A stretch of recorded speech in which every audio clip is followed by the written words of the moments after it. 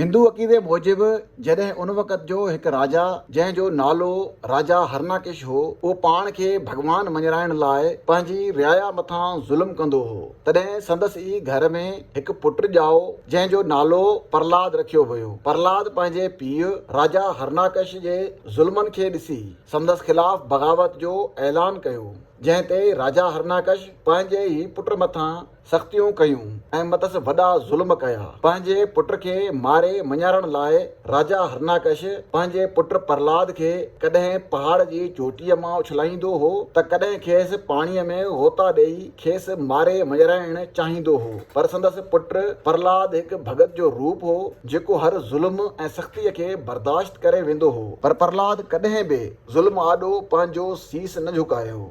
ज़ालिम बादशाह राजा हरनाकेश जे हिकु भेण होलिका नाले सां हुई, जेका पिणु मुख़्तलिफ़ इल्मनि जी ॼाणू हुई। होलिका पंहिंजे इल्म जे ताक़त खे पंहिंजे भाउ जे ग़लति कमनि में इस्तेमालु कंदी हुई।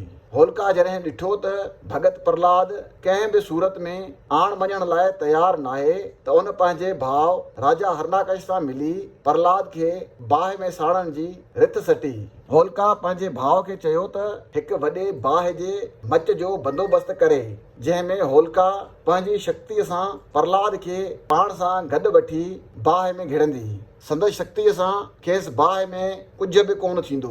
अहिड़ी रीति प्रहलाद बाहि में सड़ी वेंदो। पर मालिक खे कुझु ॿियो मंज़ूर हो। राजा हरनाकेश वॾी बाहि जे मच जो बंदोबस्तु कयो।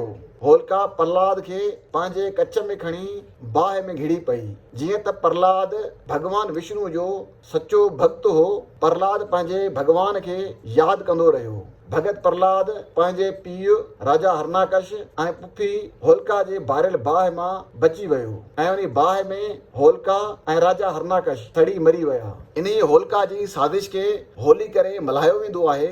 होलीअ में हरनाकेश ऐं होलिका जी मौत ते जशन तौरु रंग विखेरे ख़ुशीअ जो इज़हार कयो वेंदो आहे। होलीअ जे पुरमुसरत मौक़े ते हिंदू बिरादरीअ जा माण्हू मुख़्तलिफ़ ताम तयारु करे हिक ॿिए ॾांहुं सूखड़ी तौरु मोकिलींदा आहिनि। तयारु थींदड़ खाधनि में हिकु ख़ासि क़िस्म जी जलेबी पिणु तमामु घणी मशहूरु आहे।